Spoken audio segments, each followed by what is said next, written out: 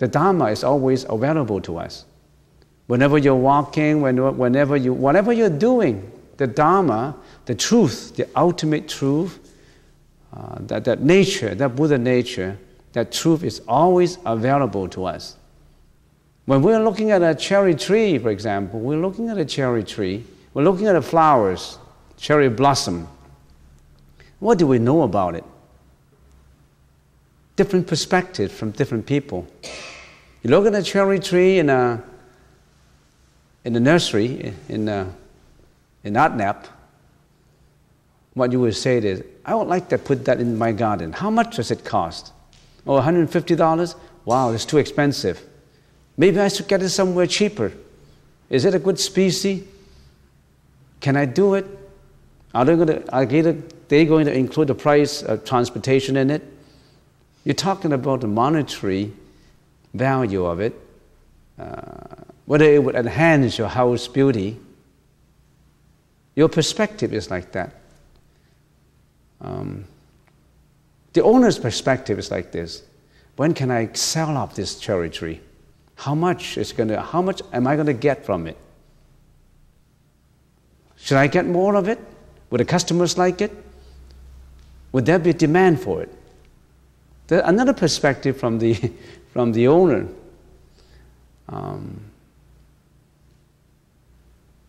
But that's not the ultimate truth of it. We're revolving around the ultimate truth. When a philosopher looks at a cherry tree, for example, we look at a cherry tree this morning. We're meditating in there, we're listening to the birds singing, and we suddenly realize, did I miss all this out? How come it sounds so natural? How come it sounds so tranquil? How come there's serenity in it? So you look at the flowers and you say, what a beautiful cherry tree there, with all the petals on the floor, on the ground. A cherry blossom has the significance and the meaning of the 6 paramitas, The 6 paramitas of bodhisattvas, there's 6 altogether. When a Buddhist philosopher looks at a cherry tree, he's thinking of the 6 parameters. The truth arrives from a cherry tree. A cherry tree has observed its precepts, has observed its morality standard. A tree is always confining to its own soil. Except for creeping plants, they're always obeying the 4 seasons. Spring comes up, flower blossom. Autumn, it wither and go back to the soil. Wintertime is hidden. In the springtime, it blossoms out again. It's always obeying the nature, the cycle of the nature. It's conforming to its own morality standard, its own vinaya, its own precepts. It never overlaps to the other position. It never occupies other territories. It's never intruding into others' properties. It's always confining to its own world, conforming to his own morality standard. So he's observing this, one of the 6 parameters, obeying the Vinaya, observing his own morality standard, always going its way within the confines of his precepts and of his conduct. Are we humans doing the same thing? If we are doing the same thing all the time, there wouldn't be wars, there wouldn't be conflicts, there wouldn't be so many news appear in the newspapers, crimes, egoism, violence, murder, broken homes, committing suicide, depression, anxiety, fear, disappointment. How come all these things? The cherry tree is within its confine, doing a perfect job within its confine. That's the truth of it.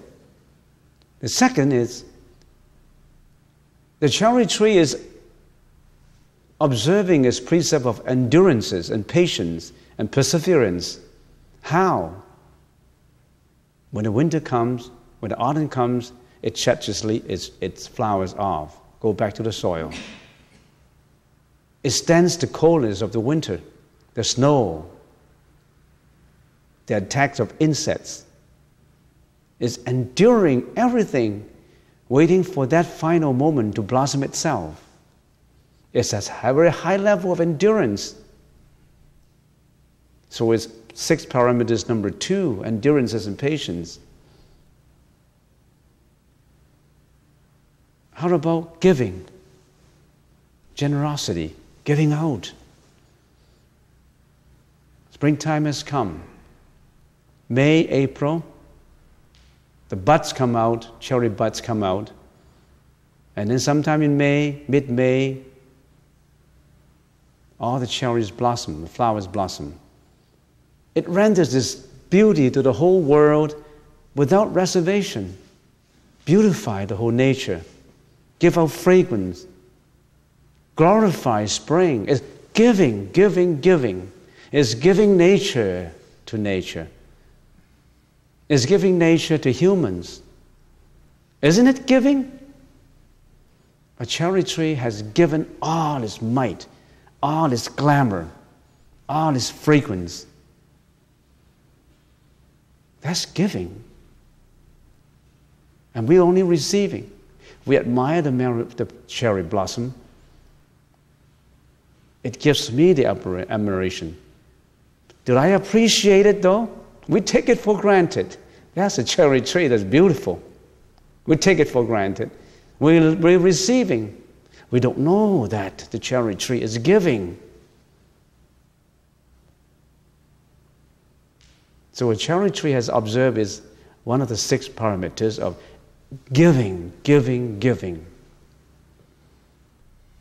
Not only does a cherry tree give to the world, to humans, to everybody who admires it, to nature, it's also giving to its younger generation. How? When it sheds its petals, all the flowers go back to the soil.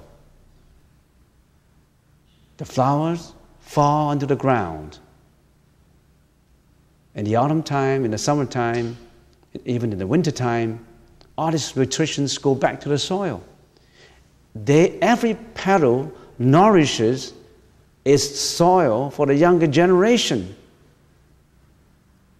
It is the most considerate parents, caring for its younger generation, its future budding. It dies. The flower disappears. No more flowers.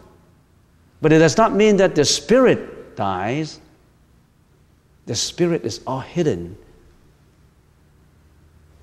right underneath the soil. When the spring comes, the energies go back to the tree, and the tree buds. So every petal, every fallen petal, nourishes for its own younger generation. What do we humans do? We destroy. Do we care? We pollute. Are we not even better than a cherry tree in certain respect? A cherry tree looks after its younger generation, its posterity.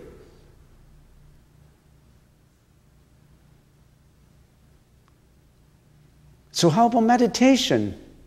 Is a cherry tree meditating? Does a cherry tree go into samadhi? A cherry tree works very quietly in solitude, with certainty, with serenity.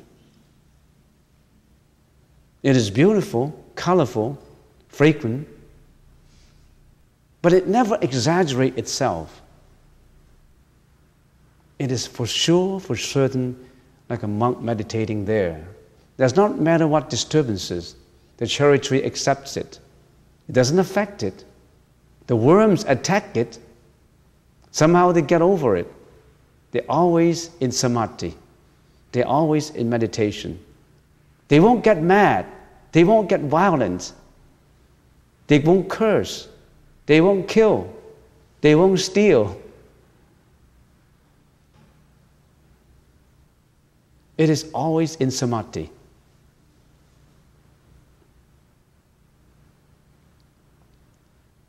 So, a cherry tree has Dharma in it. A cherry tree contains all the ultimate truth. And the cherry tree is conveying this to us. Do we know about it? Or we just look at the price tag? How much we make from the price? How much we pay? Would it enhance the beauty of my house so that my guests would enjoy the glamour of my house? So that I might satisfy my ego about the beauty of my house? If nobody come to my house, why do I care about this cherry tree? The cherry tree is for people to appreciate. So, what does that mean? Everything is karma. Every nature, every molecule, every atom. Everything is the Buddha nature. It's just you haven't got it. We haven't got it. We don't know. When the Buddha look at nature, every molecule is ultimate truth. It conveys the ultimate truth. But only the intelligent can see it. Only people with insight can see it. So, when we're talking about right mindfulness, the Buddha says, the Dharma, the ultimate truth, is always available to us. It's in every chair, every grain, everything. And that the place where this ultimate truth is realized, is to be realized, is within ourselves, not in a remote place. How do we realize this ultimate truth? Oh, we realize it from a library. There's got a lot of books in the library. In chapters, there's a lot of books about Buddhism, about meditation. I'll go and search and dig for it. I read all the books and I know everything about Buddhism. How about the DVDs? I listen to masters. How about a visit to the Himalayas? I visited some of the masters hiding in those caves, and they will give me magic. They will give me hints that would work out magic. You're not realizing this within you, the experiences of your own life. You try to look for it always outside of you. And the Buddha said, that's not the place. Certainly, we can learn from masters, but the most important that we have to know is the truth must be found within us, within our own experiences, not far out. It is not enough merely to accept the Dharma as a faith, to learn it by reading, by watching DVD, listening to CDs, or to think about it through logic, through deductions and inferences. It has to be known by insight of your own, within you. What is this insight? What brings our mind into focus and makes it accessible to insight is a mental faculty. It is called sati in the Pali language. Sati. Sati is usually translated as mindfulness. In the practice of right mindfulness, the mind is trained to remain in the present moment. The present moment, which is open, quiet, and alert. Not the past, not the future. All judgments, all interpretations have to be suspended. If they occur, if a judgment comes up to your mind when you're meditating, a judgment, a discrimination, just know them, register them, and let them go. Let them pass away. Let them come, let them go. Oh, here comes the cloud of anxiety. Here comes the cloud of fear. Here comes the cloud of depression. Oh, let it come. I register it. I know it comes. It overwhelms me, but okay, I let it go. I won't let it attach to me. I just let it pass. That's mindfulness. If you let the cloud stick to you, to your ego, that's not mindfulness. That's suffering. That's torturing. Here comes the cloud of anxiety. I'm worrying. And it sticks to my ego. Oh, I cried. I feel sinful. I feel guilty. I feel sad. I feel sorrowful. You're not letting go of it. You're not being mindful. You are out of your mind. You're not mindful. But it's easy to say and to know, difficult to do. We all know that. So practicing is not just knowing, it's doing. There was once a scholar in the Tang Dynasty who asked a very high level, a Zen master, and he asked, Venerable Master, what is the ultimate truth? The Venerable Master said, the ultimate truth? Namo Amitofo. Namo Amitofo. And the scholar said, is it that simple? Namo Amitofo? And the Venerable monk said, yeah, it is so simple that a 3-year-old knows how to chant it. But it's so difficult that a 90-year-old cannot practice it. It's easy to say. It's very difficult to do. To practice mindfulness is thus a matter not so much of doing, but of undoing. It's not just doing. I control my mind. I'm in meditation. I'm crossing my leg. I'm watching my breath, sati, in and out, anapanasati. It's not so much of doing that, but of undoing. Undoing what? Not thinking, not associating, not planning, not imagining, not wishing, not labeling, not discriminating, not attaching to the past, not attaching to the future. Undoing that, not worrying. Because all these are mental interferences, mental afflictions. Mindfulness undoes the knots and tangles of these mental afflictions by simply noting them and letting them pass away. Watching each of these delusion comes up, as they arise, as they stand, as they pass away, and then just let them pass away. In the watching, there is no attachment whatsoever. So mindfulness anchors the mind securely in the present. So it does not float away. It does not flow away into the past and future with memories, regrets, fears, hopes, planning, disappointment, greediness, hatred, jealousy, you name it. So, the present moment.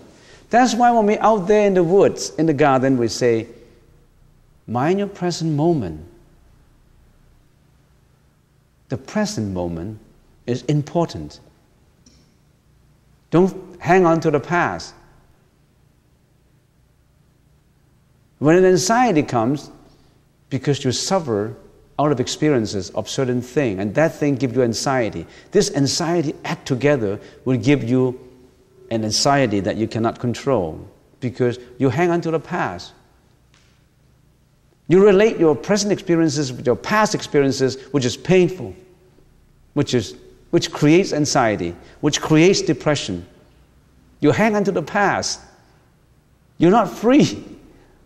We are not free. We hang on too much to the past. We're not free. We plan on too much to the future. We're not free. We just appreciate the present moment.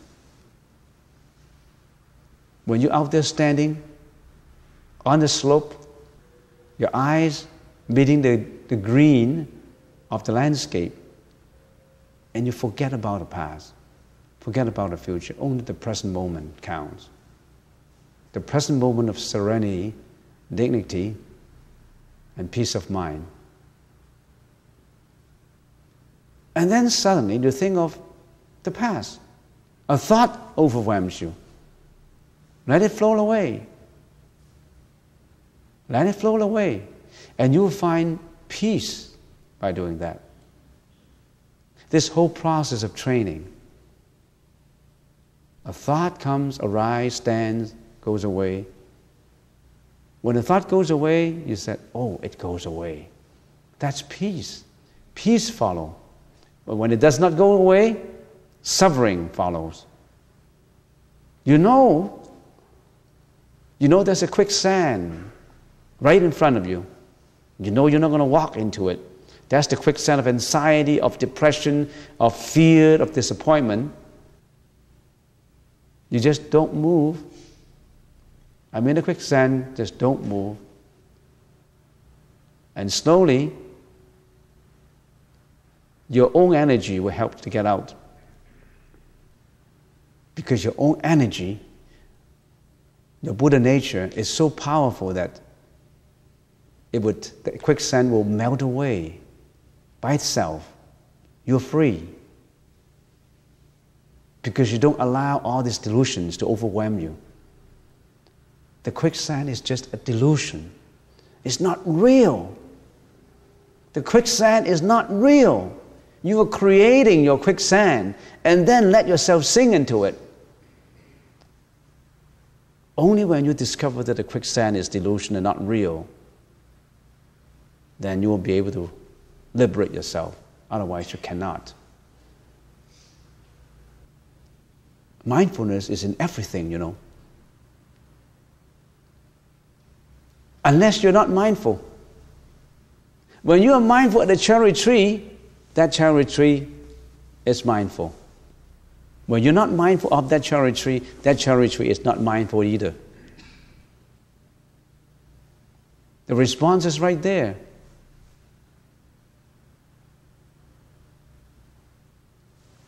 And that mindfulness has a degree of intelligence and insight too.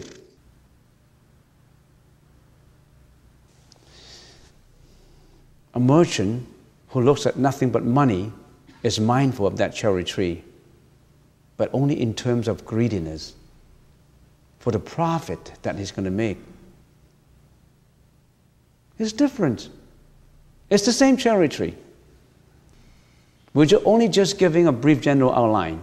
Said if you look at right understanding, here is the door to get into the right understanding. You know that door, you know that path. What we know is just that that path exists. We haven't even opened the door of that path. We walk the path of right understanding. We walk, oh, that's the door, the right understanding. We know how to walk onto it, that's the path, but we need to open the door and appreciate the treasures inside. It's immeasurable. It's vastness. We yet have to open every of this door. We just talk about the label that appears on the door. Here is right intention. Here is right understanding. Here's right livelihood. Here's right speech. If you meditate on each of these noble paths, you get your own insight. You get your own treasures. And those treasures will be within you. The treasures that will equip you for liberation, for release from suffering, for emancipation from mental afflictions. So much for today. I only have covered 2 pages of the 8, but it's good enough. We don't have to rush because we appreciate today nature. And for people who are busy bees all the time, wouldn't it be nice for 10-15 minutes to stand in there and listen to the birds, look at the green, look at the trees, and appreciate what Mother Nature has rendered to us. If you have been so busy doing something, you have to ponder, is it worthwhile doing that one thing all the time, so busy doing all the time? Is there anything else? I still remember Thomas Carlyle said, it's not even, nothing about, he's just a writer.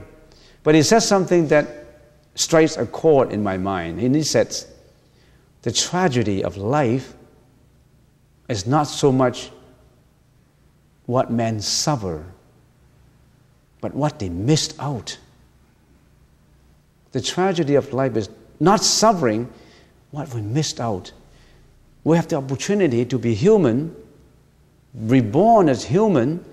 If we missed out this opportunity to learn the Buddha's living and be liberated from suffering, we missed out this life. But when I get out there and see and experience, interact with people, a lot of people, they don't care about the opportunity. They don't know about the opportunity. They just go about scurrying their household work, their job, their hunting for their satisfying their cravings, greediness, jealousy, hatred, fear, disappointment. I don't think we're all doing the right thing. We don't want to miss out this opportunity. Otherwise, you'll waste this lifetime. How many more years are we going to live to? Give you another 60 years? If you're 30-year-old now, give you 60 years as 90 years. Is that enough? Or maybe 70 years until you're 100 years old. You still have to die. You still have to die. But don't miss out this opportunity to get nirvana, to get enlightenment, to lead a happy life, to know that you have a chance to get out. Or you don't care, you just breakfast, lunch, work, job, night shift, day shift, making the money, getting the paycheck, enjoying what you think is temporary happiness, or sometimes doing all sorts of things to get what you want, even creating bad karma. That's a choice that you should make. And right now, I can see that everyone in here has that opportunity. That's why you've come. That's why you've come to find out more. You already have astride that one first step onto the path. Are you going to continue the next, third? 1,000,000 miles start from the first step out. That's Lao Ji's words. And some people stop up to the third step. There's a saying, a Chinese saying, but I have to translate it. It says, the first time when you're interested in the Buddha's teaching, you're very interested in it, you're deeply involved with it, and Buddha is in your mind, so close to you, in your mind, inside. That's the first year. As you slowly, gradually develop and cultivate, after 3 years, Buddha is not in your mind anymore. It's in the temple. It's so far away. It's in the temple. And after another 5 years, it's not even in the temple. It's in the Pure Land. So it's getting, you think that learning more and more and more, some people getting closer and closer to liberation, some people just work the opposite. When they strike that chord of interest, they come and learn and learn and learn, and then somehow they lose the interest. Mara got into them. They cannot persist. They have no patience. They were overwhelmed by other things, and they give up. No more liberation. Buddha starts from being in the mind to be further and further and further away. I hope it won't happen to you. Endurance is like a cherry blossom.